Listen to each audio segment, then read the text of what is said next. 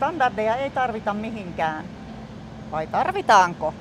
Me olemme Standardoinnin asiantuntijat Suvi Pasanen ja Kimmo Konkarikoski ja kerromme teille, mihin niitä tarvitaan.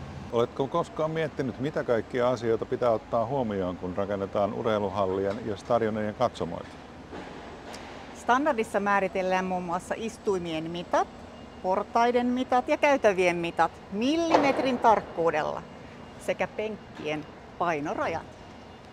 Tulostaulut ja näytöt on asennettava niin, että kaikille katsojille tarjotaan optimaalinen näkymä näyttöihin ja että katsojille ei aiheudu niistä vaaraa. Istuinten ja portaiden mitat määritellään erikseen kaikille istuimille, kuten kiinteille, ylöstaitettaville, penkkipaikoille, seisomapaikoille ja porraspaikoille. Standardin käyttö varmistaa, että katsomossa on turvallista istua, seistä ja kulkea ja ettei mikään porras tai istuin ole liian matala tai korkea. Ai niin, tiesitkö, että katsomostandardissa on määritelty myös, mihin suuntaan sadeveden tulee valua?